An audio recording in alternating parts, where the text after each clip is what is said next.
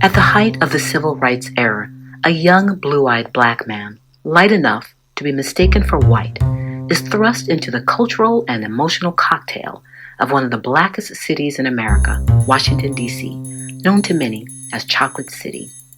A young Ray Studevent escapes a troubled home and lands in the embrace of his aunt, Lamel Studevent, a black woman from the Deep South who harbors a deep-seated hatred for whites due to the racism and discrimination she endured.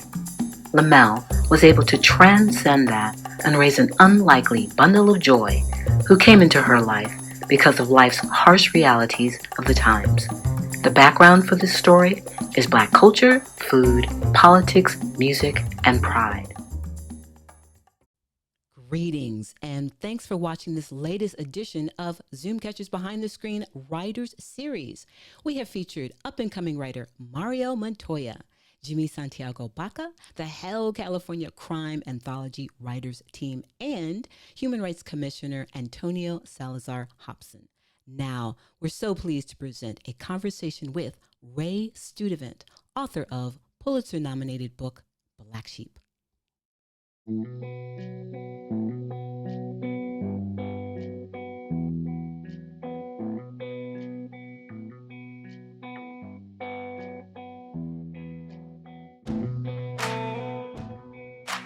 I once read that blue eyes was a mutation gone bad, and they are better equipped to see in the dark. I don't know if that's true, but a bunch of folks with blue eyes seem to have so much darkness inside of them. The first time I looked into a pair of them steel cold blue eyes, I nearly peed in my panties. The Klan had strung up my cousin Jessie from a tree, and 3 hooded Klansmen stared at me. I saw nothing but pure evil. Sometimes the evil in the world makes me question the existence of God. But all I gotta do is raise my tired eyes toward that beautiful blue sky above me or look at a picture of a royal blue ocean. Growing up in Mississippi, when the teacher asked the class how many of us liked the color blue, nearly all of us nappy-headed country girls' hands flew up, including mine. My pencil-thin, ashy arm nearly came right out of my shoulder. When coloring, you had to guard the blue crayon with your life, because it would for sure disappear the minute you turn your back. My favorite gospel song back in the day was Feeling Blue, which was sung by our church choir every Sunday. We even had our own music known as the Mississippi Blues. Back then I was too young to truly know about the blues, but like all of us Southern black folks, I would soon learn the true meaning of the word.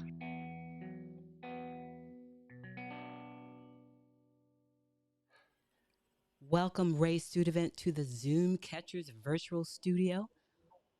I am Kimberly Gunn, Executive Director of Zoomcatchers, and I'm so happy to be here today. We have author Ray Studevent. He is here. He's going to be telling us this story, unpacking this fascinating tale, what I'm calling a unique love story. Author of Black Sheep, here, and it's a story about a blue eyed Negro that is speaking of abandonment, belonging, racism, and redemption. So, Ray Studevant, welcome to the Zoomcatchers virtual studio. Bonjour, bienvenue. How are you doing? I'm doing pretty good, Kimberly. Thank you so much. Yeah, it's across the Atlantic Ocean, and but thank you so much for having me on. Great. Thank you so much for being here and Happy New Year. I think we can still say that. We're early into January and getting on to this book, and let's get this conversation going. Behind the Screen is a show that features cool conversations with cool people, and Ray Studevant, author of Black Sheep, is one of these people. So, Ray, the book was written March 2021, and then you ended the year with a Pulitzer nomination. Congratulations! Not too shabby for the book. So let's have you introduce yourself and tell us more about your story. Yeah, it's like you said, it's to be nominated for a Pulitzer. It almost it's still all surreal. I I set out to write the book for, as on the front of the book talks about redemption, and and abandonment. And there was a lot that went into it. But I locked myself in the cabin, poured my heart into it, and the reception and just the reaction of so many people has been just overwhelming and quite amazing, to be honest. So I'm excited. Yeah. Great. And we're so happy to have you here continuing with our writers series. And I want to, get into your story. We're calling it a unique story, a story somewhere between, let's say, the Notebook meets The Help. And what had happened, Ray? What was going on in your young life? Well, um, I needed some help, but no, it was the mid 60s.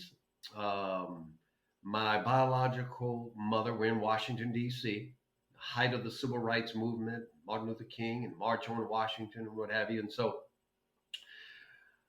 my father, biological father, was a black man who, um, at 12 years old, was on the streets. His mother was an alcoholic.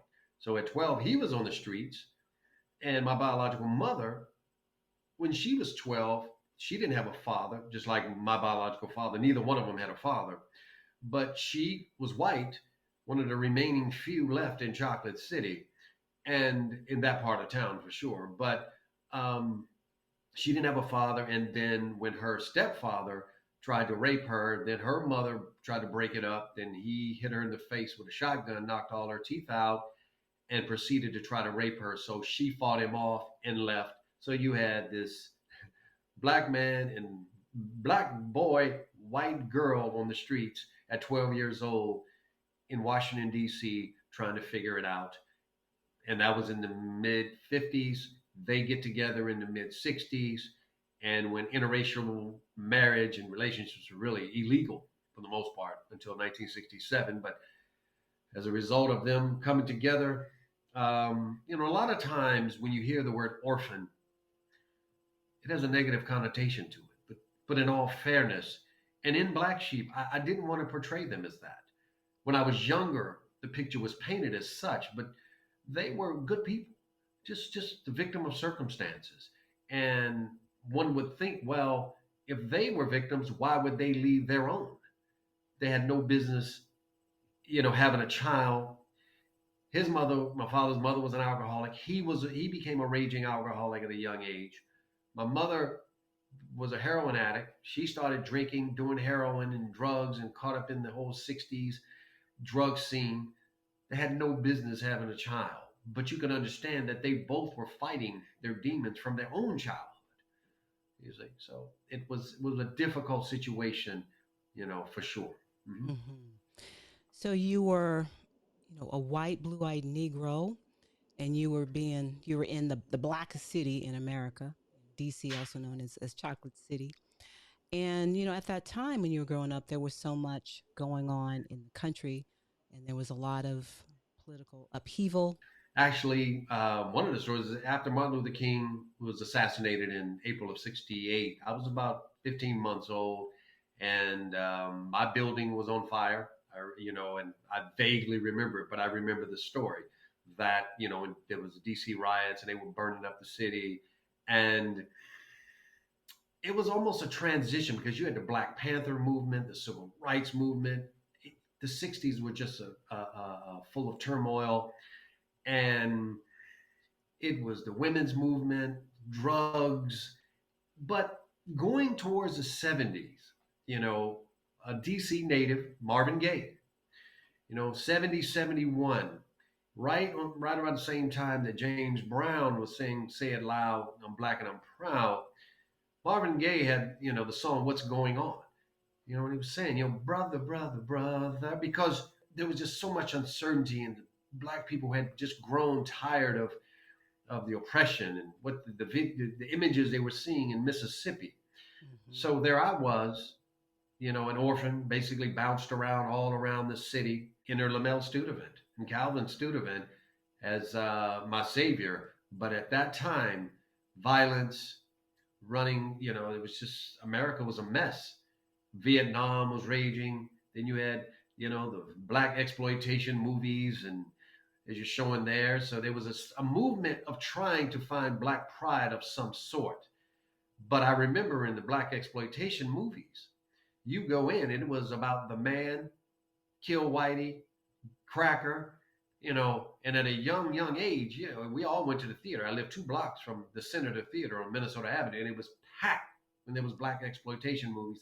Also in Bruce Lee, for some reason, black folks love Bruce Lee, but you could sense the anger just by watching the movies. And the Mac, yeah, it was the movie The Mac because it starred a DC native, Max Julian. It was about pimps and black, just everything was going on. It was just absolute mess.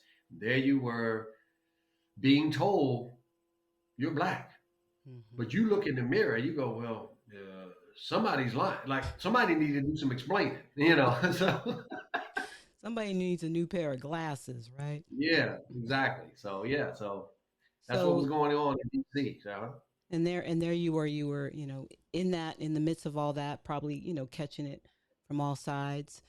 Let's show a mhm. picture of your father, picture of him. He's a full black Yeah, man. And then here's a young picture of you in the middle of the blackest city in America, in the middle of all that political and social upheaval. So, how did you end up in the loving embrace of Aunt Lamel? How did you end up there? I think you have a passage from Black Sheep that you're going to be reading to tell us how you ended up in yeah. the I warm, think I can loving tell. embrace of Mama Lamel. Yeah. So she had had enough. I had just, just bounced around. So she had had enough. So they came to get me. And this is the ride from one side of town where to the other side, across that very river in the background, the Anacostia River, which separated the haves and the have-nots in some senses of DC. So here's the ride across town. On that day, my new father, Uncle Calvin, the imposing figure behind the wheel of his 1970 Cadillac Coupe de Ville, became my hero. He's what a father is supposed to be. He always seemed to be in a great mood, and my face lit up every time I caught a whiff of his signature Brut 33 cologne. Warm, caring, just plain decent. I admired that man deeply. I watched his every move, modeling how to act, how to be a solid, strong man. Now, on that ride home from the orphanage, I sat nestled in the back of that Cadillac between 2 girls who had been my cousins, but now they were my sisters. Mama, Olamel sat quietly up in the front in the co-pilot position. She calmly fired up her cigarette and handed her lighter to Linda so she could light hers as well. My new older sisters, the oldest one was a real sister in the blackest sense of the word. Linda was a 20-year-old student at Howard University, a college you went to if you wanted to discover what it meant to be black. And if you didn't know, Howard University would certainly teach you what it meant to be black. I'd already liked Linda because during previous visits, she sometimes let me light her cigarette, occasionally take a puff. I would get nervous because she got mad if I ever wet the filter too much with my lips. But Linda always wore her shades, which gave her a mysterious aura, sort of like the male version of Link from Mod Squad. While Linda looked pretty suave driving the Cadillac, he paled in comparison to the coolness of his oldest daughter. Linda, with her huge afro, big shades, was a pioneer during the embryonic stages of what we have come to know as the modern-day strong, independent black woman. Her enormous afro, comparable to that of Soul Sister number 1, Angela Davis, legitimized her blackness, not just because of its size, but because it was impeccably sculpted and maintained by an authentic, made in Detroit, red, black, and green pick. Of course, it was blazoned with that black power fist. Linda's afro was so big, she had to get in the car feet first so she could turn around and guide her head into the back seat without disturbing the symmetry of her perfect coif. Maybe I imagined it, but I think I even remember Calvin asking her to move her head to the side so he could see out of his rearview mirror. You see, at that time, the size of one's afro shouted to the world the depths of one's pride in being black. She had echoed the words of James Brown's Black Power anthem. Say it loud, I'm black and I'm proud. Of course, Linda smoked Cool brand cigarettes, aptly named for the most popular brand of cigarettes amongst black folks at that time. Before lighting up, she pulled out a mirror and gave her hair a generous blast of Afro Sheen hairspray. I was infatuated with the way it swayed back and forth. Linda began to pack her cigarettes by smacking one end against her hand and pushing hard so all the tobacco towards the filter end. To see a cool black woman open up a new pack of cigarettes was theatrical. I was a captive observer watching Linda as she let the cigarette hang off her bottom lip while she closed the pack. Then she tilted her head back, blew a perfectly round circle of smoke that would have made Pocahontas and all Native Americans proud. I believe Lamel's father was half Choctaw Indian, so that might explain it. Sadly, the first lesson I learned in the car that day was that things could go from good to bad in a New York minute with these black folks. Fascinated by Linda's hair, wondering what it felt like inside that enormous sphere, I reached over and pushed my hand into it. Boy, the way she reacted, you would have thought a meteor had just crashed into us. She abruptly flicked her cigarette out the window, grabbed my hand so tight she nearly cut off the circulation. White boy, if you want to make it home alive, don't you ever, and I mean ever, touch a black woman's fro. Then, of course, she finished picking it back in place, shaping it nicely. That was my ride home, and welcome to the hood. Ray, the perils and the pitfalls of touching a black woman's hair. So that's how you ended up in Mama Lamel's home, learning Mm-hmm. some early lessons. So let's get Mm-hmm. to Lamel Studevent. So she was a black woman from Mississippi, and she grew up obviously during a time of profound discrimination and segregation and mistreatment of black people, especially in the Deep South. So let's talk about Lamel. You introduced it as in the book was marketed as the Notebook meets the Help. Lamel was a fascinating woman. She was a country girl from Crystal Springs, Mississippi, but she was classy, right?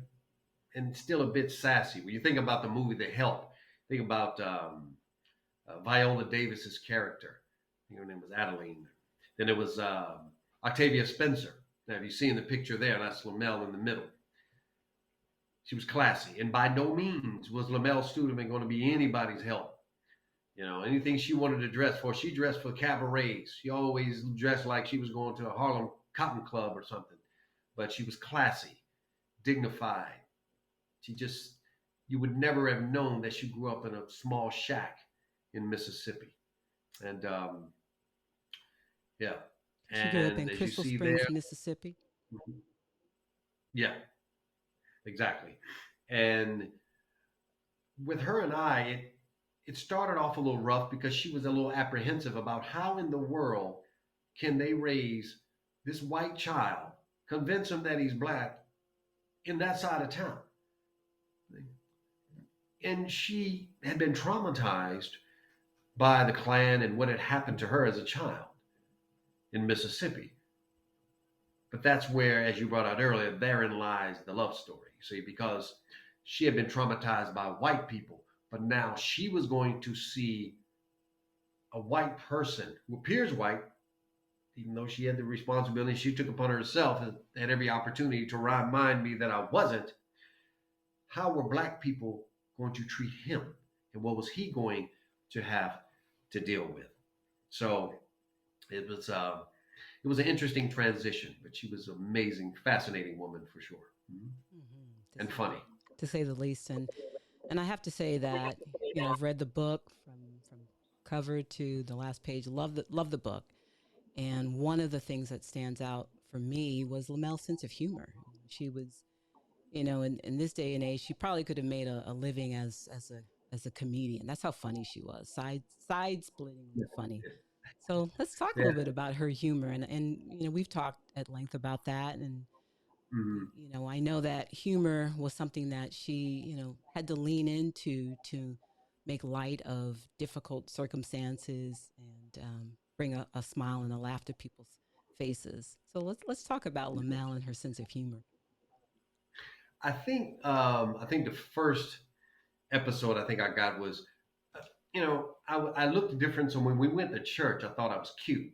So I remember somebody asked me, what was my favorite book of the Bible? I said, Deuteronomy. I knew it was Deuteronomy, but I said Deuteronomy because I wanted to sound cute because I was loving that attention.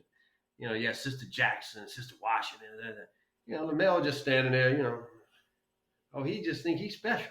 Okay. I'm going to shut all that down. So anyway, she says, she said, what's your favorite book? I said, oh, it's Deuteronomy. Mm-hmm. She said, you ain't cute. She said, you need to be worried about what mama gonna do to me. That's what be your favorite book. And I'm telling you, she cut to it. I remember, and then one time I had to imagine that because I was crazy. She was crazy in her own way, but I was crazy too because she always kept me talking to myself. She said, who are you talking to? And then, because I was at that time, I don't know if it was my mama's drugs, but I said, I was talking to one of my friends. She said, your friend? I said, yeah, I got two imaginary friends. One's black and one's white. Right? She said, well, you're going to have to get rid of that white one. We got half of you. That's good enough. We don't have no more white folks in this house. But um, she always encouraged you, I think, to her children to be their best. But she always encouraged me to be your best, but don't ever think you're better than us. See, that was the dynamic she had to wrestle with in the sense that don't think just because you got blue eyes and straight hair that you're better than us, right? Mm-hmm. But we had an interesting relationship because I used to call it reverse racism, and I would talk like a slave. She said because she was quick to always show me my birth certificate. Mm-hmm. She said, boy, you see right there, you black, you ain't special. Mm-hmm. Then I sure know that, mama. I know it. I knows that. And she just because I knew if I could get her tickling, but there were some things that um, I just and I would sing Negro spirituals around the house, just to ingratiate myself with these black folks, just to try to prove my blackness. And I would when I wash the dishes, I sing, go tell it on the mountains and all that. Oh, go tell it on, what was that other one? Yeah, it was But crazy. now, Jesus one Christ. story that really stands out is you had a story about some Star Wars characters. Lamel Hmm. had some comments about that. What were they? Well,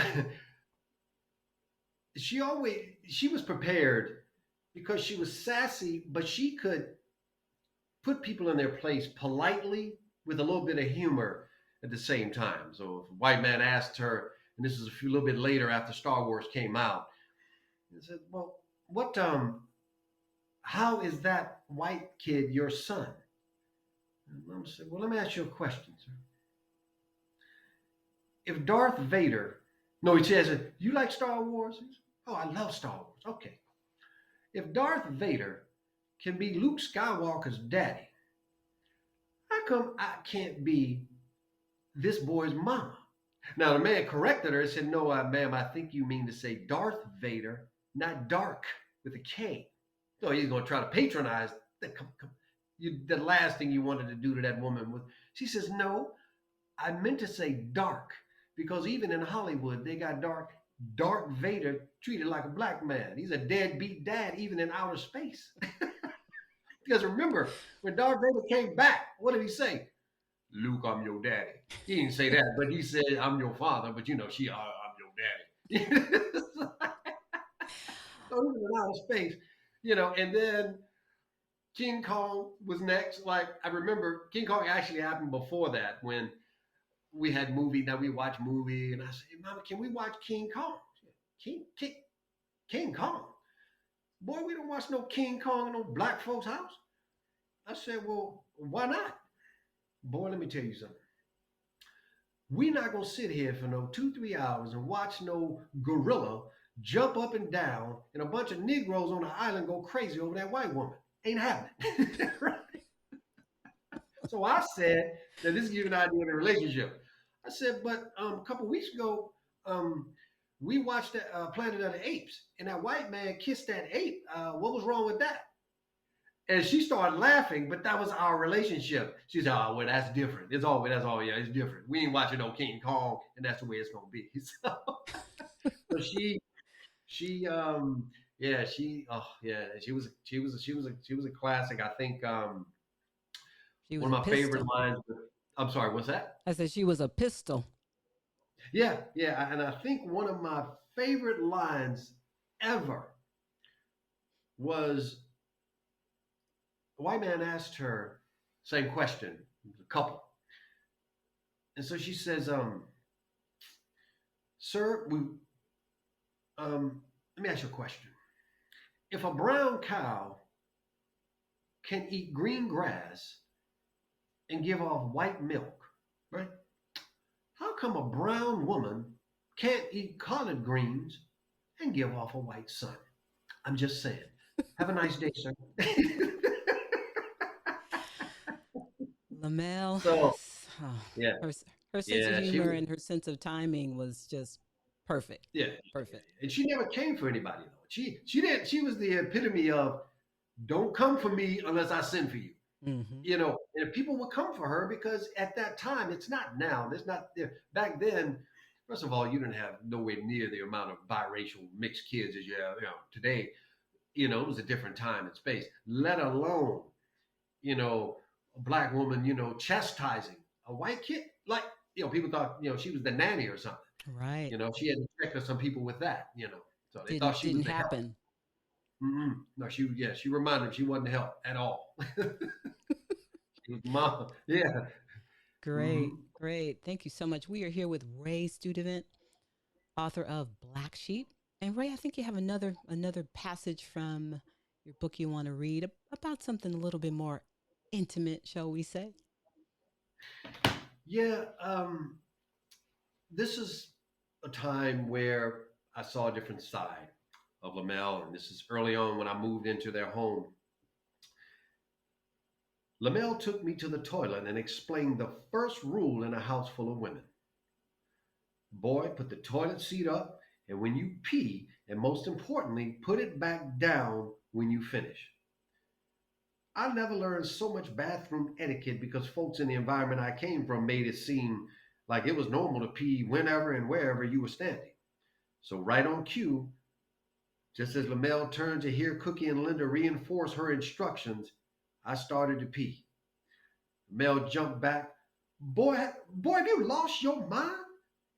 I thought she was upset about the pee splashing everywhere, but she was alarmed that I thought it was acceptable to urinate in her presence.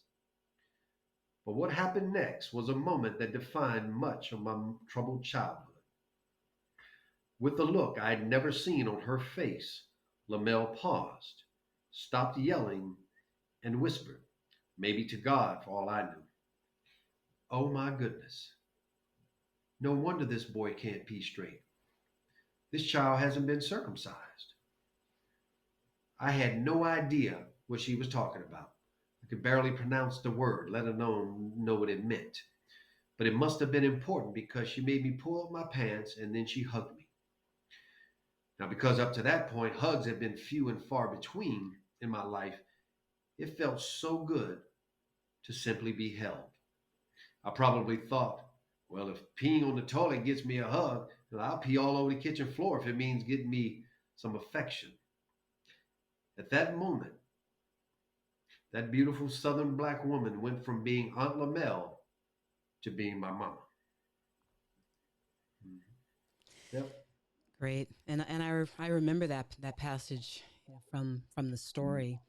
And I don't think maybe some people can really understand what was going on with this relationship, because it's 2022 now, and the dynamics of our society and culture are so different. But here you are, a young white blue-eyed boy in the household of Lamel Studevant, black woman from Mississippi, who had a hatred for white people, blue-eyed people, obviously for the mistreatment that she suffered. But she was able to, transcend that and take you in as one of her own. And I want to, talk a little bit more about that. Um, just the dynamics that were going on, and the characteristics and the things that she had to dig deep into herself to, keep this household going and have this relationship play itself out in her household. Yeah. Well, she had to stand up. Whether it was to white people who had questions, or uh, doctors, anyone who questioned her, she wasn't concerned with that. She was more concerned with providing a solid foundation, um, and teaching me how to be a decent, grow up to be a decent man. Just she always emphasized being decent. And don't bring any shame on the Studevant name. You know? So um, firm, but as evident by the circumcision incident, very compassionate, extremely compassionate, Mm-hmm. but didn't want you to take advantage of it. Mm-hmm. Is it the delicate balance? I love you, but don't try me. She loved you with a firm hand. I know a lot of Mhm. people can relate to that. But also Lamel was a very religious woman, and I know that church played an important role in her life and the lives of many Black Americans as well. And let's just talk a little bit about her faith. Yeah, the church was obviously we grew up in a Baptist church. It was something that I'd never seen before on the other side of town. You go into a black church with a choir that you can hear up and down the street. It's an event. But more than that, than the emotional part of it. Uh, well, first of all, we were going to go in clean. I mean, first of all, there was there was a way you dressed going to a Baptist church, and so we went in, and that's where her roots were. I mean, the foundation of who she was, was rooted in the Bible.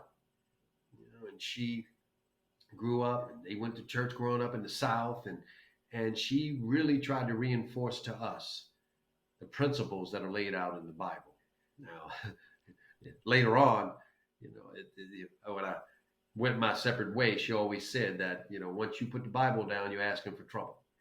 So I had to find that out the hard way, but that's another story. We'll get into later. Yeah. Mm-hmm. Great. Thank you so much, Ray, for being here. We are with Ray Studevent, author of Black Sheep. And Ray, I think you have another passage from this fascinating story for us.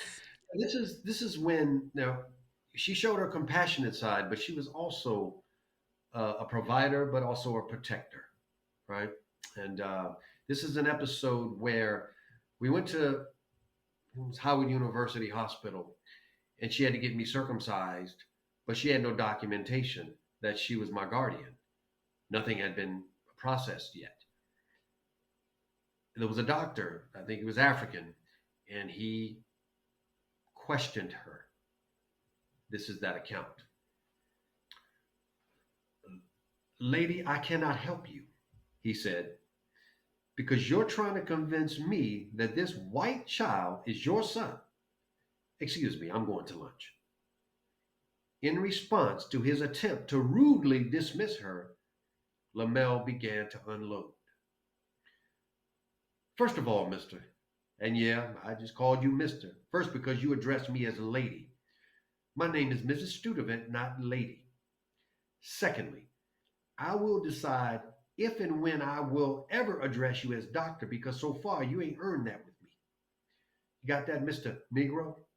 Be glad I ain't called you a nigger, but if you don't act right, I'm going to call you that word and a whole lot more. Now listen, whatever your crazy name is that I can't pronounce, that white robe and that accent don't make you white. You ain't special. I don't care if you African, West Indian, Caribbean, Jamaican, nigga, please. Well, whatever. Yeah, I called you a nigga because my blood pressure just went up. Acting like y'all better than us American black folk. You think you're going to come over here on that boat, disrespect me, ignore me on the land that was built on the sliced and whipped backs of my folks? Remember, you're working at Howard, not Harvard. So the white folks got you right up here with us. With who? Yeah, that's right, us Negroes. And this little white Negro with me will be the closest thing to a white patient you will ever see up here. Just because you came over here on a plane and not a slave ship don't mean you ain't one of us. So please don't make me get niggified up in here. See, them little African girls, wherever you from, might be impressed. But remember these words about American black women. We don't care how much you know until we know how much you care. Now, black Indian or whatever, put that in your peace pipe and smoke it. Mama grabbed my hand and we walked out. Just as we were about to exit the building, the doctor called us back and apologized. Mel apologized as well and admitted she was under a lot of stress, and it all worked out, circumcision and all. From that day forward, after seeing that side of Ray Studevent, you better believe I learned to pee as straight as an arrow. That was an episode of how she was protective of her children. Mm-hmm. Mm-hmm. Yeah, and Lamel was also, she represented, I think, so many women of that time period who really had to keep families together, had to often defend their families, defend themselves, Mm-hmm. due to all the circumstances that were going on and the realities, the turmoil, the racism, and the segregation. And that's one of the core tenets of this book. How often she had to stand up for you, and Mm-hmm. um, Oh yeah, for sure. mhm. And Yeah. I think it's probably hard for people to really come to understand what this dynamic was like. Here she is, this black woman, and you're a white boy, and often they didn't think that you were related. Correct? Oh yeah, for sure. I wouldn't have thought it. And if I didn't look like my father, I would have doubted it all. And Yeah. how did that play out? Let's say in some other settings, like schools. I know you were going to school. What types of challenges did you have to face because of this dynamic? Well, I think that the saving grace was really because I grew up and I came out of a black woman's house or a black family's house. Had it been a white family in that neighborhood, it would have been really problematic. But when you grow up, and I was there so young, I'd made friends with a lot of the kids my age. We went to school together. And, but I think, um, she wasn't going to raise you to be a punk. You had to fight, and once you fought enough, she said you ain't had no more problems. I mean, you're still going to have a lot of, but everybody was fighting. I mean, it was just a matter of growing up. That's all that is. But I think, um, for me, I think that was important because people knew my sisters, they knew my cousins, they knew her, so I was just, real light skinned, Scoop, or as they called me, or Raymond. See? So that was, but there were episodes, barbershop and things like that would really make things interesting. Getting a haircut. And that moves our story right along to one of the funniest passages of the book. Why don't Hmm. you set it up Yeah. for us? Yeah. Um, in the barbershop is it speaks for itself. So I'll let it go. This is me walking into the barbershop by myself. Outside of the Black Baptist Church and a Black Panther rally, the barbershop was about the blackest place on the planet. But of course, I didn't know that at the time. I walked in. My mama said, give me a haircut. I said, and my sister said, be sure to give me a light skinned soul brother look. The place went silent. Two barbers looked at each other. Nigga, don't look at me. You know I can't cut that straight stuff.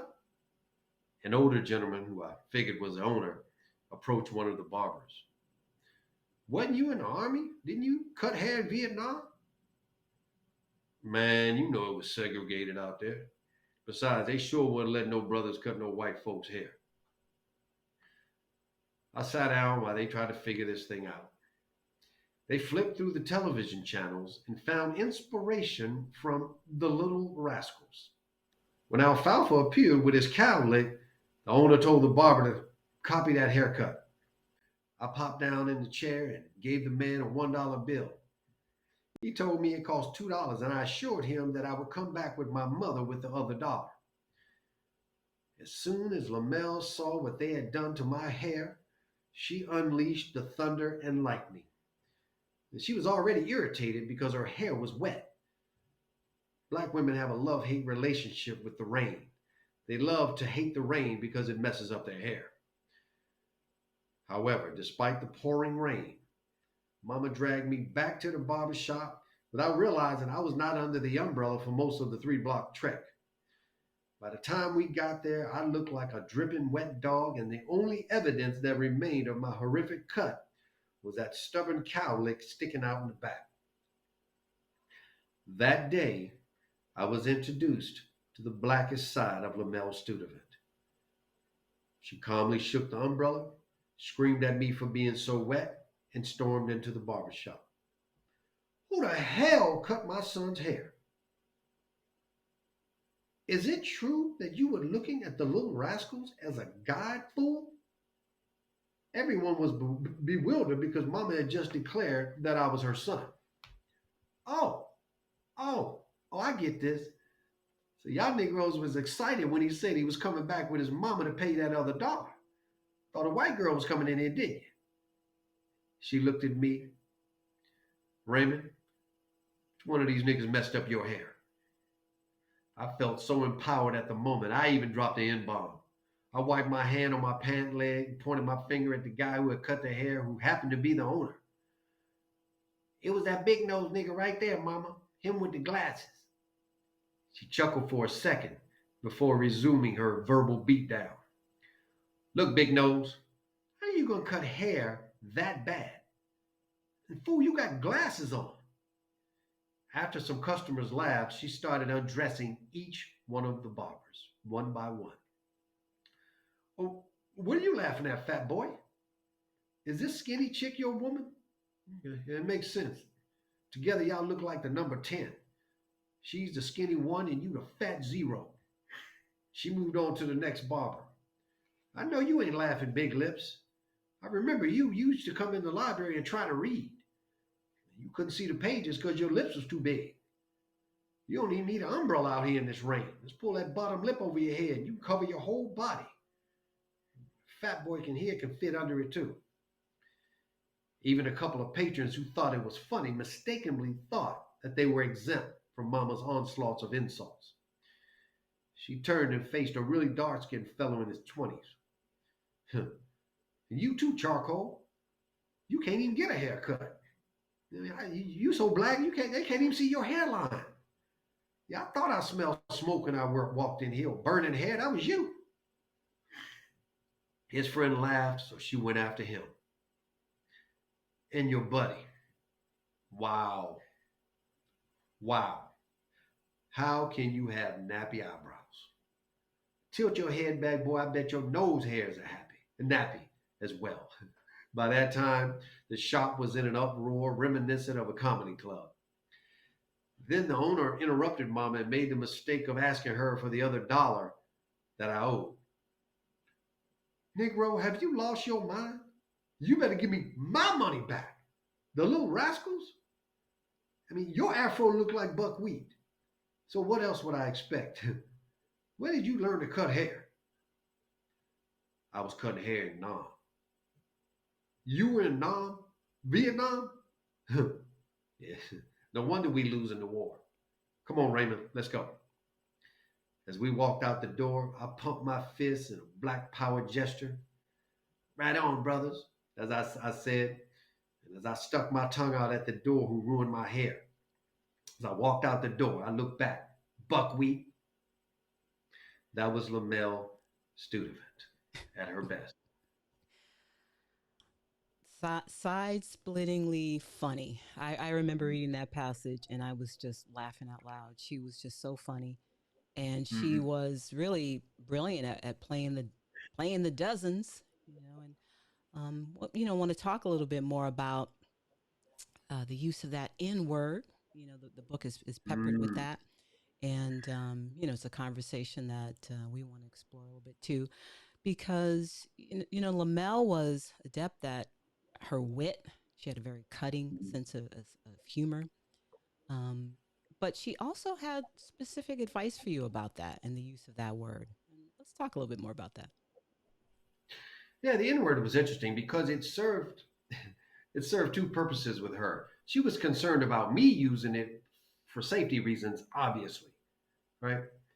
But she also used it in referring to me sometimes to remind me that that's what I was, that I was black. So she would drop that N bomb every once in a while when she would be upset if she thought I was, I don't know, using a word and trying to sound white all of a sudden, just trying to, be silly. But it was, yeah, she was really concerned about it. And after we left the barber shop, we had a conversation.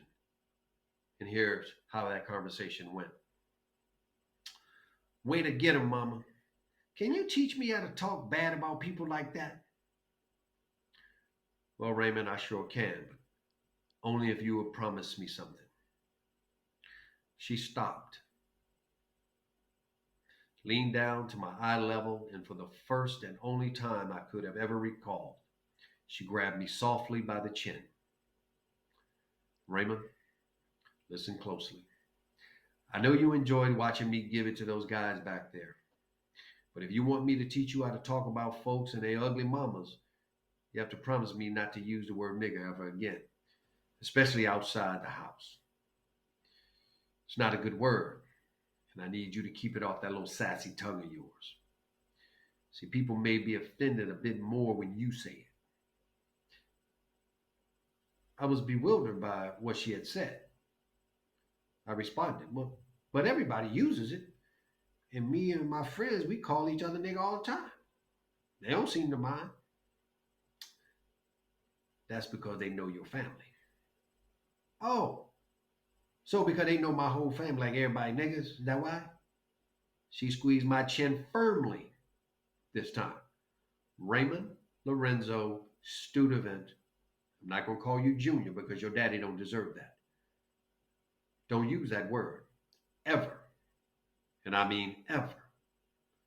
We may refer to ourselves that way sometimes, but never think that you, me, or any black person you ever meet or ever see is a nigger. Unfortunately, that conversation stayed relevant for the rest of my life over the next 50 years. We are here with Ray Studevent reading from his Pulitzer-nominated book, Black Sheep, and giving us some words of wisdom from Lamel Studevent. Thank you so much, Ray, for being here. Mhm. So let's talk a little bit more about Lamel and her, who she was. She was a black woman from Mississippi, but she also was a librarian. She was an educated woman, and she Mhm. worked in the library system. Mhm. That Yeah, correct? And she was a strong proponent of education, correct? yeah, yeah. She was she was that she was that librarian that shh, shushing everybody. Be quiet. She give you one warning, then she call you outside. But rather than put you out on the second trip, she'd take you outside and ask you, because she wanted you to encourage the young kids in the neighborhood to read. So she said, I tell you what, let me find you something. What do you like? She would ask kids, what do you like to read? What fascinates you? She wanted them head, she wanted those heads in those books. She was a proponent of that, and she didn't mess around with her library. You making a whole bunch of noise. Yeah, Mm-hmm. he And and definitely. Yeah, I'm sorry. and Mhm. speaking of reading, we have some old clips of Oh, some goals from a young Ray Studevant. yeah. Age 10, you'll probably read about 51 books. I know so many people are going to see this and they're going to remember Ebony. The Ebony magazine was so popular at that time, still is, and then the Ebony Junior. And how Mhm. did you get your submission into Ebony Junior, Ray? Well, what happened was, unfortunately, a little mischief ended up um, um, getting me in trouble one summer. I hit a neighbor. We were throwing eggs and apples, and I hit a neighbor in the head with an apple. Now, being as white as I was on a corner house, there was no way I could hide. So he told my mother that the apple hit him in the head. So that summer, I had to go to the library and read and read and read and read. But a funny thing happened. I I started liking it. And I was like, wow, these stories. But Lamel got crazy because she was putting books in front of me that were far beyond my years. She did, the Diary of Anne Frank and all this. It's just, she would have me reading books that normally you would read, a few years later. But um, uh, in the library, in just reading, and then somebody heard about. Somehow, I guess they contacted the school. They were asking, I think, because Ebony would go around and find out if what was going on in the communities of New York, D.C., or whatever. And that particular summer, 76, I think, is when I read over 150 books. Then that summer, I think I had read 50. My goal was 50 bigger books, 151. They weren't exactly Dr. Seuss, but they weren't, So, and Ebony, I'd heard about this little kid and, read all these books. So they contacted and they interviewed me. And Lamel, of course, was mad at the picture because my hair wasn't combed. I told her the wind was blowing. Come on. Lamel always had something to say about appearances. That's for sure, Yep, right? for sure. Oh, yeah. Yep. Great, great. I Mhm. also want to spend a little bit of time talking about another important figure in your life, and that was Calvin. Mhm. We have a picture of Yeah. Calvin. There he Oh, is. yeah. That Let's was the tell man. us more about Calvin, what he meant to you. Calvin was a man's man. He was my hero.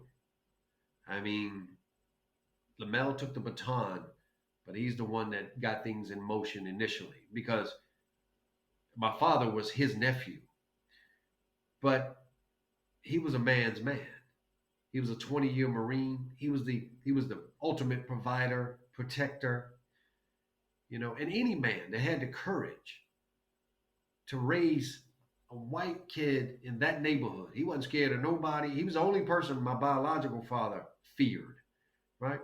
But going back to the library, he drove a bookmobile, which shows you how much they love to encourage kids to read. All right. He drove to the libraries. He drove the big old RV trucks around the city, like RV sized trucks. They were mobile libraries. And he would encourage kids to read. And, our grades always had to be in order, even when I was young. But he was just fun. Loved life. Friday nights, catfish, cornmeal, cut it and gut it, as they say. Sanford and Son, Friday nights. There it was. And he was my hero. I mean, he just was a man's man and had a presence. That Brute 33, you smell that, but you smell the fear in the room. But he was a kind person. Kind and they both practice what they talked about as far as the Bible, the principles of the Bible. They were good people, but they also had feeling that you better not mess with us. Yeah. Words to live by. Yep. Now, unfortunately, Calvin, passed away fairly early in your life, and left for a while a real hole in your life. And I wonder if you could just share a little bit more about that difficult time.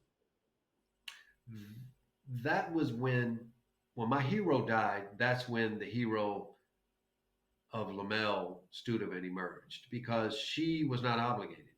He dropped dead in front of us in Mississippi. Lamel's brother, we had just gone a week before to Lamel's brother's funeral. So it was a hot summer day. We all, eating, just having fun, kids being kids, and he walks outside and he drops dead right in front of us. Had a massive stroke. And the spirit of that house died because shortly thereafter, Lamel's father died. Just a couple, 2, 3 months later, I think was, So within about 4 months span, she lost her brother, her husband, and her father. And there she was there to make a decision. I can take this boy back to his biological daddy, wherever he's at, if he's not in trouble. I could go to Skid Row and find this boy's mama, give him back. She was not, or give me back to the city. She was not obligated. There was no paperwork signed. She was not obligated to me. So there I was when her husband died, but she placed a challenge before me. So, you're the man of the house now. You want to be like him? You want to make him proud, step up, like he stepped up for you. But he was an unbelievable man. Just, and sometimes we have revisionist history, but he was just really just an unbelievable. And you could see why he and Lamel just made a great couple. They were made for each other. He was warm, compassionate, but he was strong and solid. He was a Marine. Lamel wasn't gonna marry no chump. Because they couldn't handle her. Wasn't gonna happen. Somebody. Yeah, exactly. Yeah, she just run him over. And Calvin is buried in Arlington Cemetery, correct? That's right. Arlington, not too far from JFK, the Eternal Flame. Mm-hmm. Yep, that was the actually very close to the background that we have here, and yeah, that was a sad, that 21 gun salute, and that hot day in July, it just, things were never the same in the Studevent household. But Lamel Studevent stepped up. She stepped up. Mm-hmm. Mm-hmm. Thank you so much for being here and reading from this fascinating story. I want to shift gears a little bit and talk about food. We all know that food plays an important part in our lives, and definitely plays an important role in the lives of Black folks. And food played a particular role in your family's life as well. Let's explore that topic. We all recognize those delicious delicacies. Yeah. Well, I think I started off on the wrong foot. I think when I first got there, with two things happened. I didn't remember much, but I remember telling Lamel that my white grandmama used to make pumpkin pie. Can you make pumpkin pie? Black folks don't eat no pumpkin pie. Boy, you would have thought I asked her to make me a Klan outfit. She said, "Boy, black folks don't eat no pumpkin pie. Boy, we eat sweet potato pie up in here. What's wrong with you?" And I thought, And then she made one. It looks like pumpkin pie, just a little bit of that. You can smell that cinnamon, boy. Sweet potato pie is the absolute greatest dessert in the history of mankind.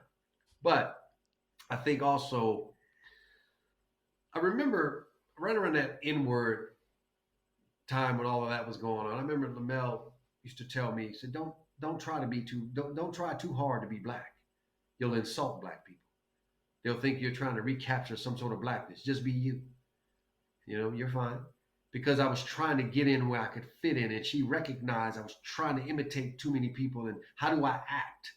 How do you behave in this new environment? Up to that point, I was just scared. I was in a drug environment. So, and I remember one of the biggest moments for a young boy is to go to the store for the first time. Not just a barbershop. So, I remember going to the store and had my list, and on that list, I remember it was sugar and eggs and milk, bread, rice, amongst a few other things. It's my moment. I'm gonna show these Negroes how black I am. So I come back. I got brown sugar, wheat bread, chocolate milk, brown eggs.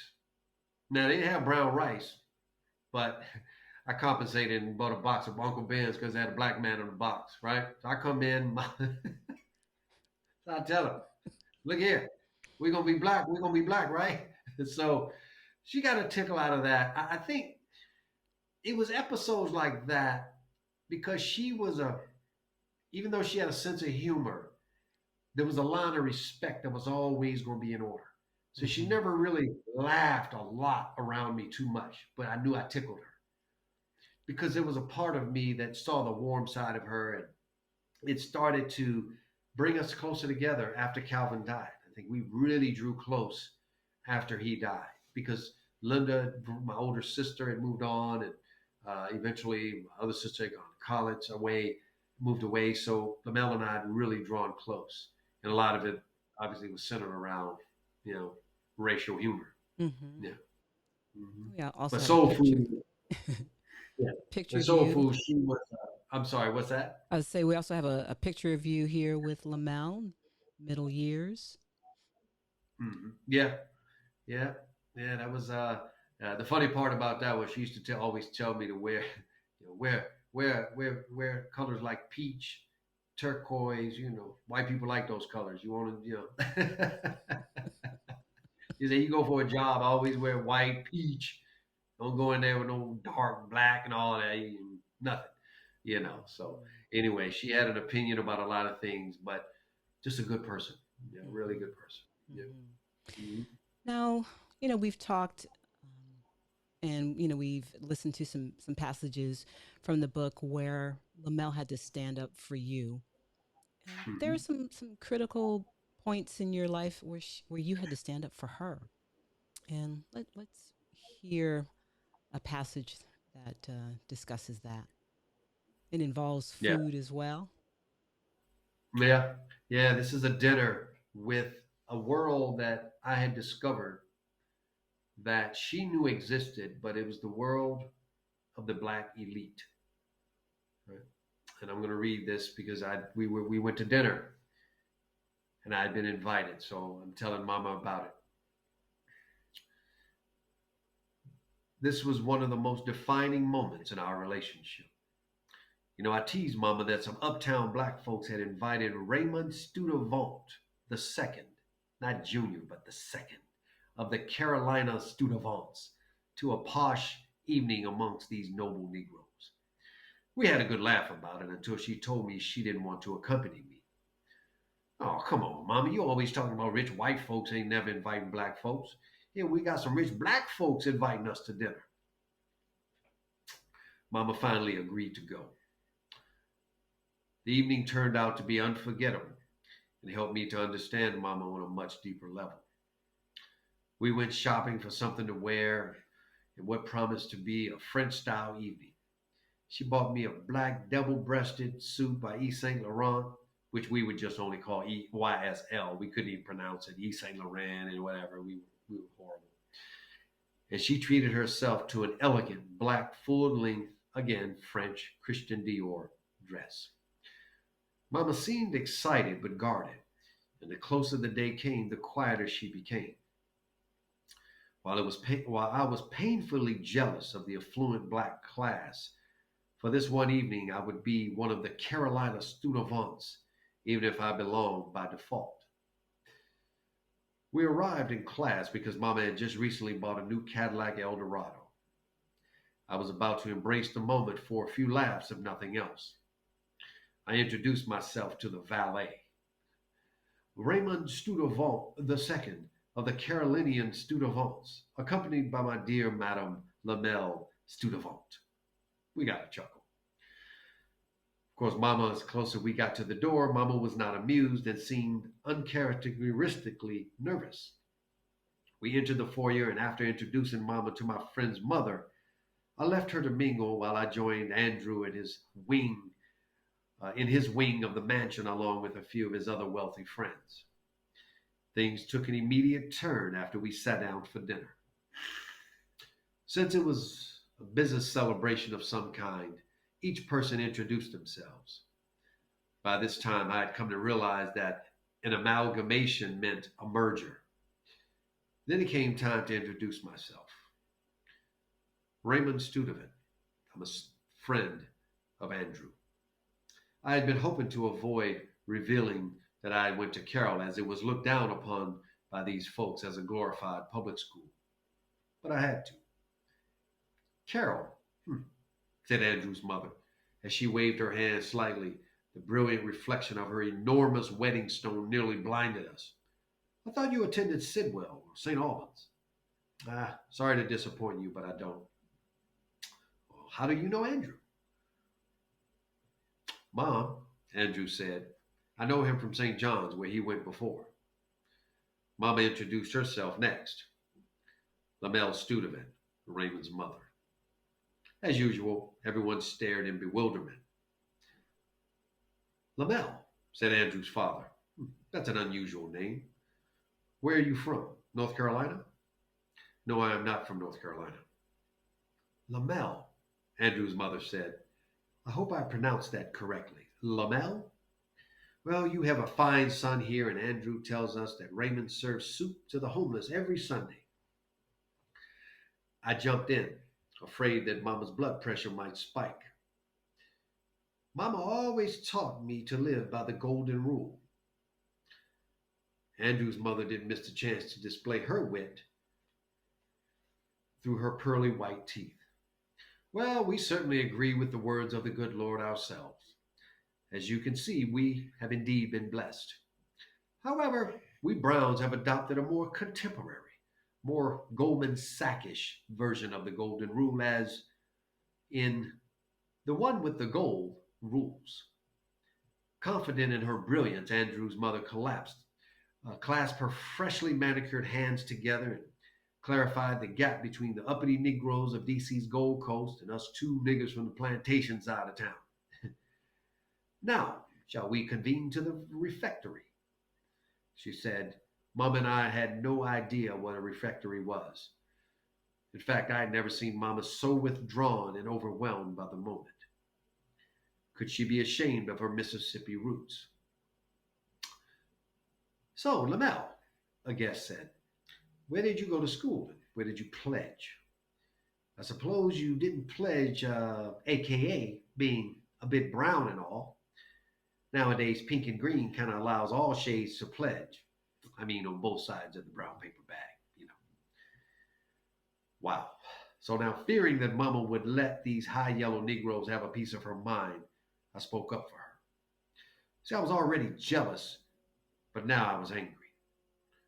I put my arm around Mama and I proceeded to do what she had done for me so many times. I came to her rescue. I know y'all good Negroes are trying to figure out what this is all about. But let me tell you so y'all can just relax. This woman, this beautiful woman is my mama. She's from a place called Crystal Springs, Mississippi. You see, my real mother's a drug addict. My father, white black man with a complexion rather common in this home. Well, he's an alcoholic and never cared too much for me. However, this woman right here rescued me from an orphanage. Soon after, less than 2 years later, her husband died. She was left with a decision. Take me back to a foster home, an orphanage, try to find one of my parents. But no, she decided that even though I was not her blood nephew, she would still adopt me as her own. You see, this woman standing in your presence is the most amazing woman in this room. And I don't mean that to minimize the certainly impressive accomplishments of any other women here. But I certainly doubt if any of you highfalutin color folks can top that. Hey, Andrew, did I use that word correctly? Highfalutin? Yeah, I think so. Mama smiled. Thank you, son. Now let's go. We got up from the table and left without saying much of anything. I broke the ice on our way home. Mama, now I know why you didn't want to go. I'm sorry these folks look down on you, but you will always be my hero. And I meant every single word that I said back there. Hey, I'm hungry, Lamel. That's a rather strange name, ma'am, Lamel. She giggled. I'm feeling highfalutin myself, she said. Can you pull in that McDonald's drive-thru? I thought of all the deadbeat dads trying to impress their kids with a Big Mac, and I felt so fortunate to have such a beautiful mother. Mama and I grew even closer after that evening.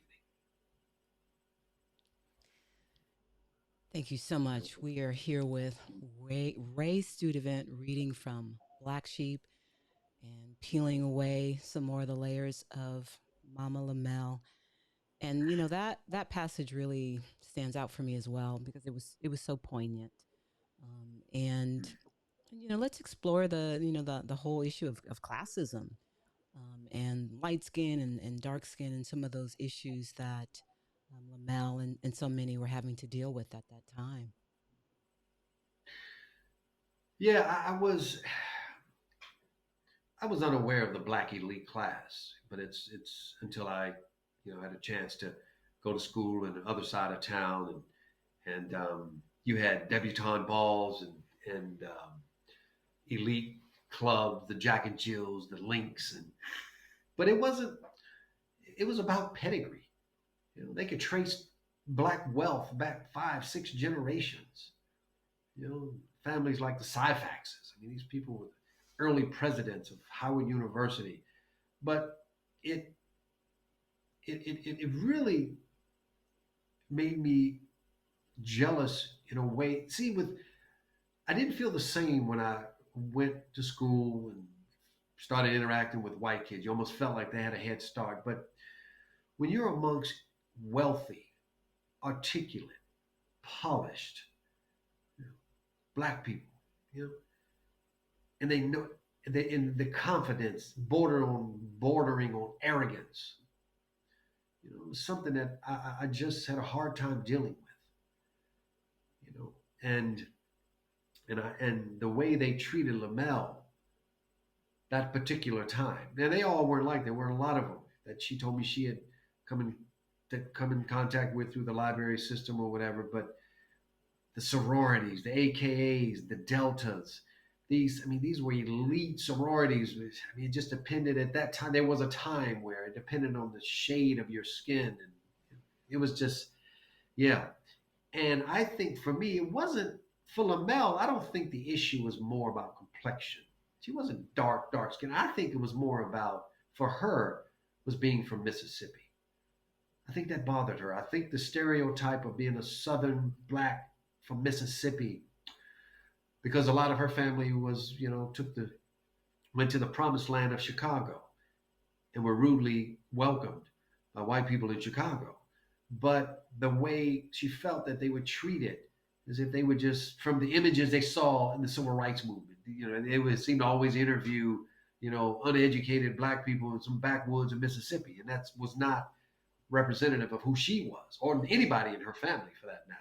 Mm-hmm. That's what I think bothered her was more Mississippi than complexion, even though Calvin was light skinned and his family, the light skinned ones in her family and his family, they weren't exactly warm to her. Mm-hmm.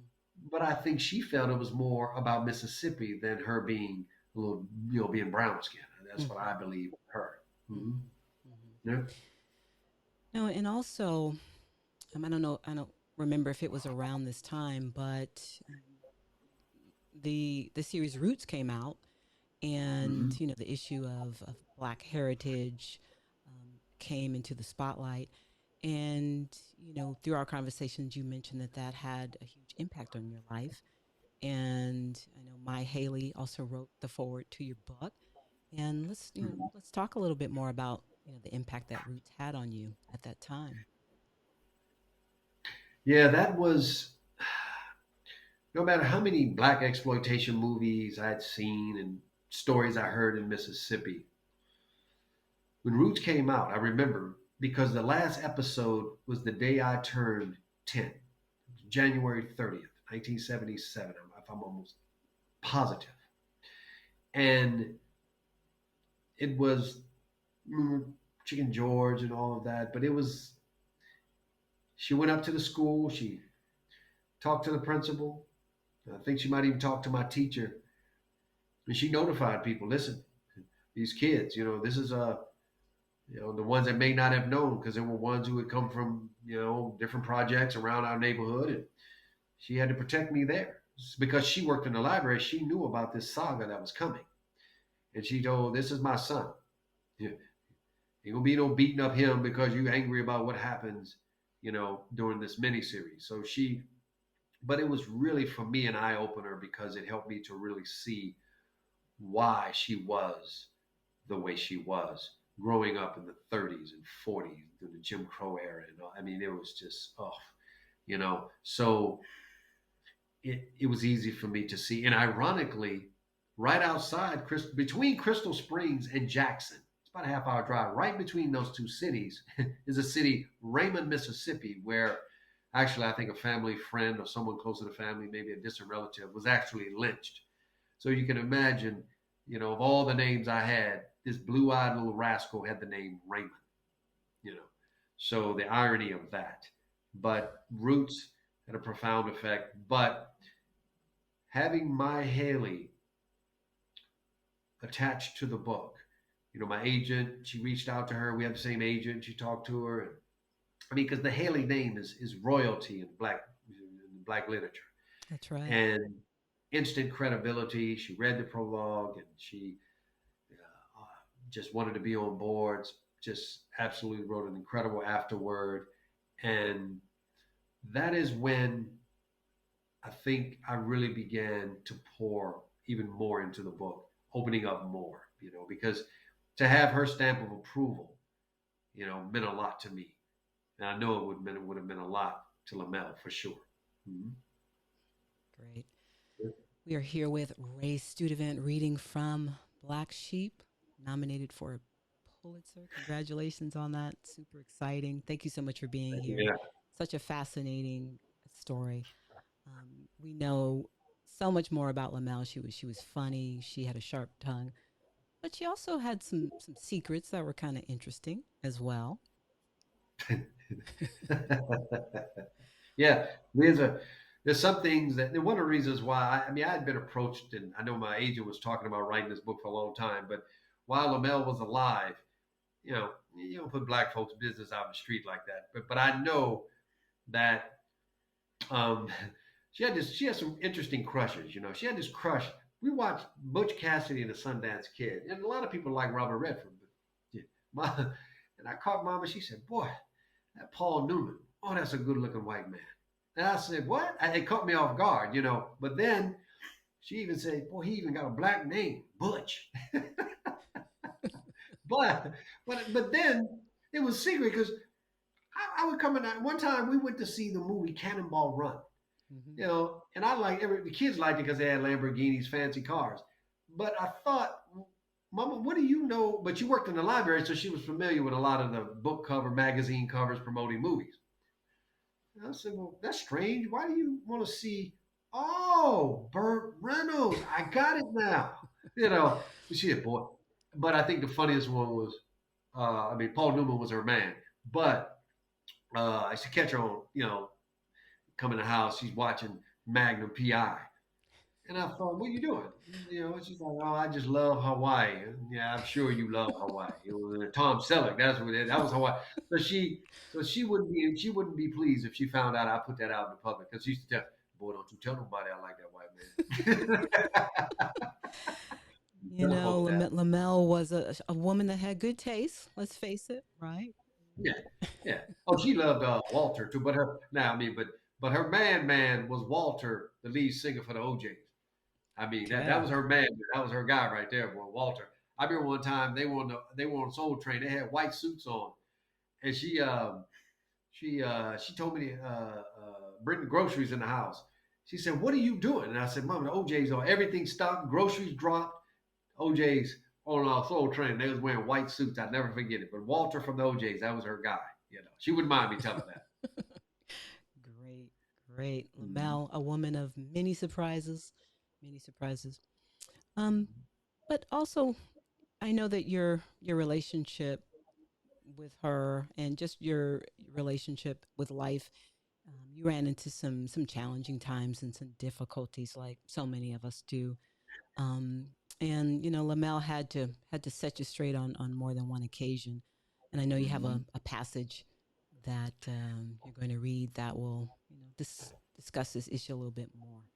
Why don't you cue that up Yeah, for us? we didn't.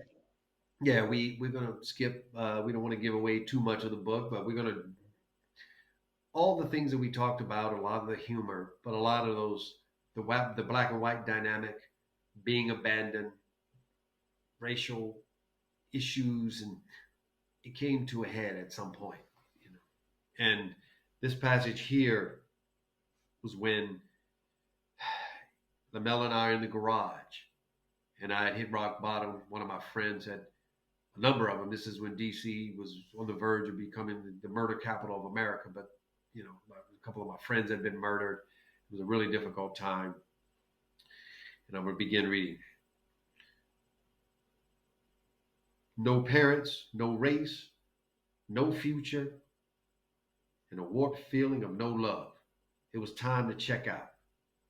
I drove from visiting my friends at Howard University, drove to Mama's house that evening, pulled my car in the garage. I still had the key in. I decided to die from carbon monoxide poisoning. So I left Mama a note. The note simply read, Mama, I quit, but thanks for everything.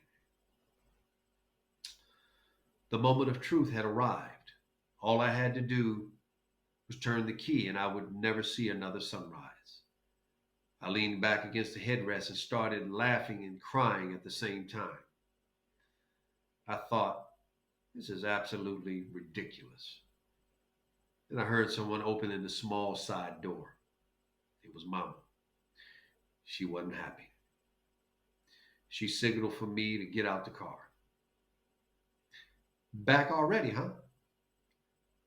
So see, I guess your blue eyes and pale skin didn't work for you out there in this world, huh? How long has it been? 3 weeks? I quietly apologized for the things I had said to her during our previous argument. She mistakenly thought that I was asking to come home, and I repeated my apology. She didn't deserve what I said, even though she had hidden the letters from my biological mother. True to form, Mama went in for the kill. So she says, let me get to the point, boy. First of all, before you leave that blue suit, because that's the suit I'm going to bury you in. And in that hard head of yours, get this in that hard head before I start looking for your casket. She was keeping her voice down, afraid that the neighbors might hear her. Young man, look at me. Remember how you screamed when you first came to visit us. Look at your chewed up fingernails if you don't.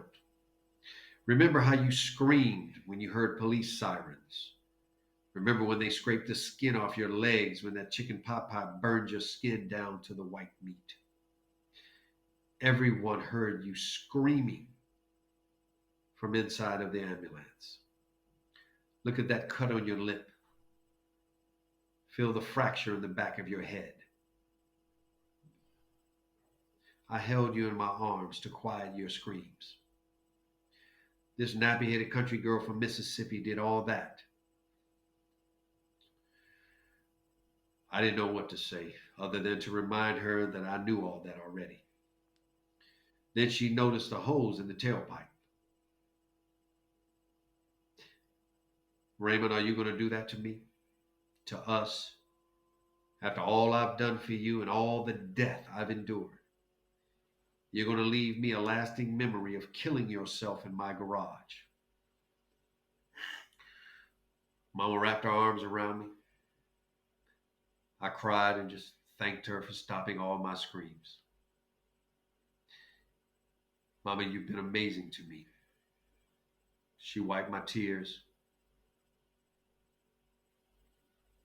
So this is how you repay me, by having them roll your body out of here under a sheet. I collapsed on the floor. What is it, Raymond? She said. You got this crazy black and white curse, as you call it. And I know your friends being murdered and you didn't go to college. Those uppity rich black folks got you down again. What is it, Raymond? Mama slowly lifted her eyebrows.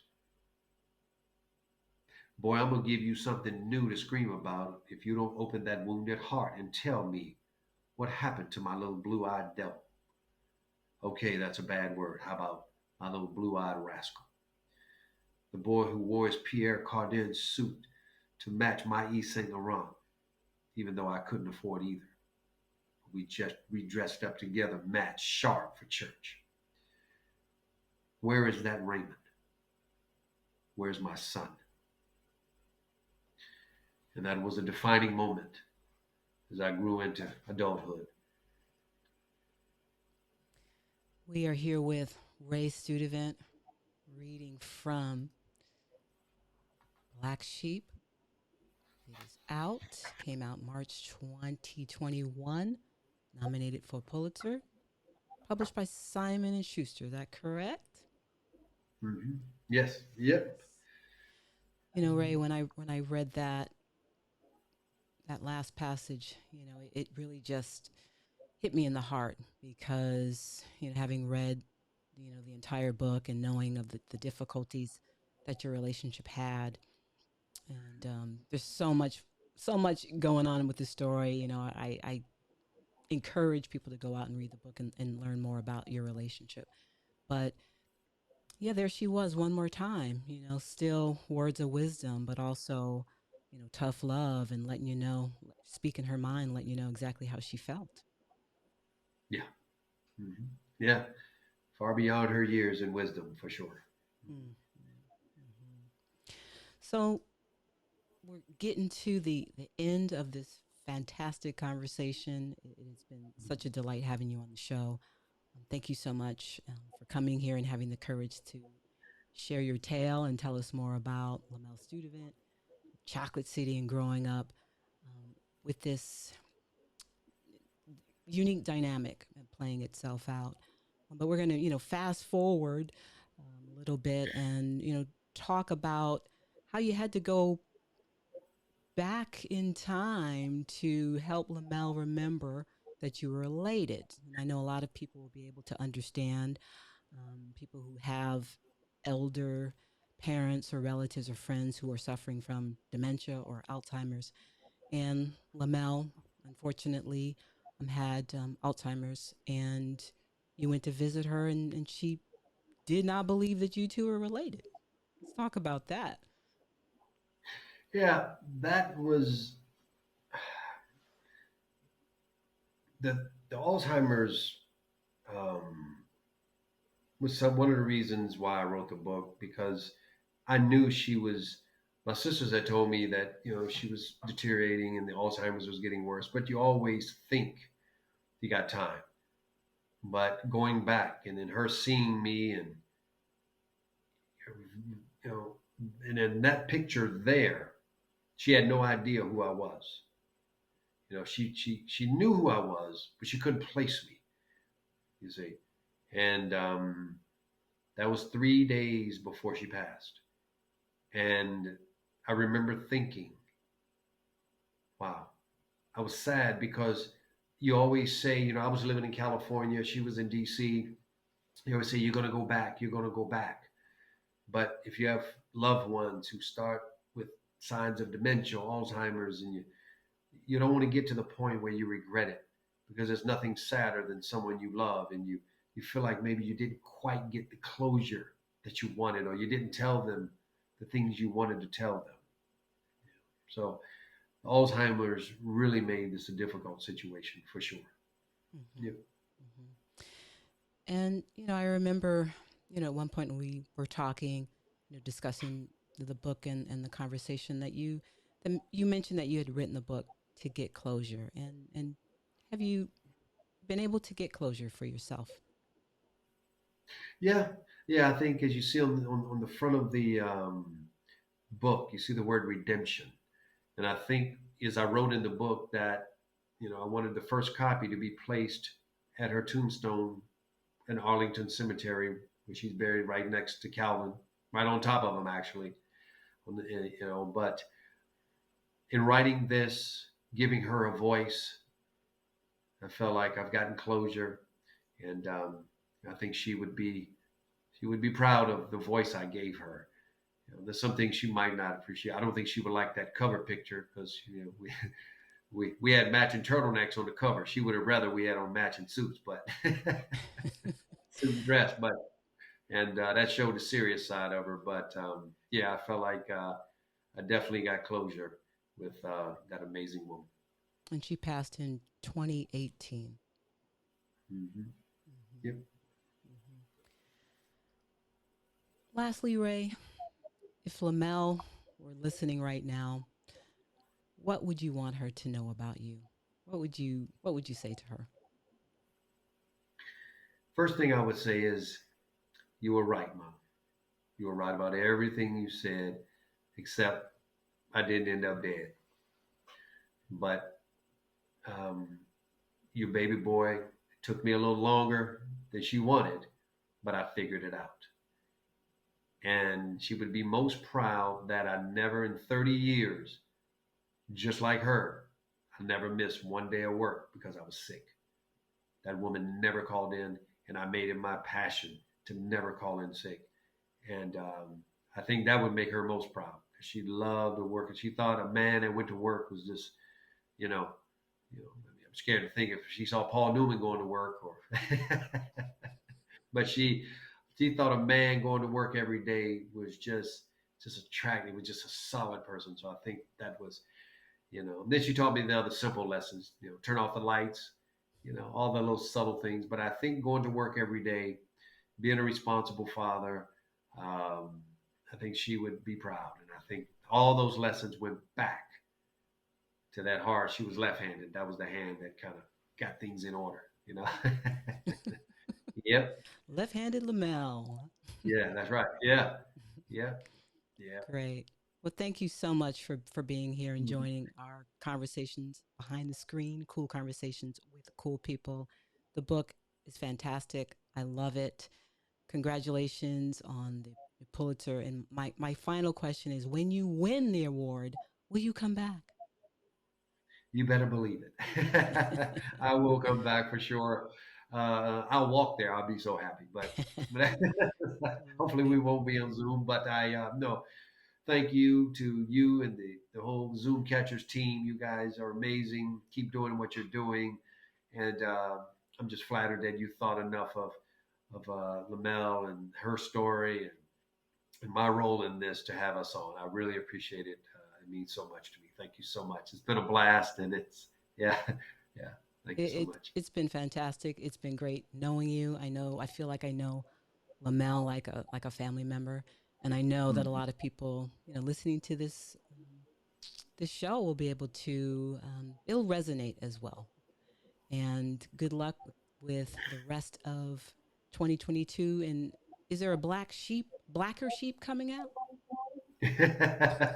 Yeah, I don't know. I'll I'm gonna ride this. I'll ride the wave of this Pulitzer, and I'll ride this out, and then maybe we'll have the black sheep returns. I don't know, but yeah. Great. Thank you so much for being Thank here. you. And that's a wrap. We'll see you next time. Yeah, yeah, yeah.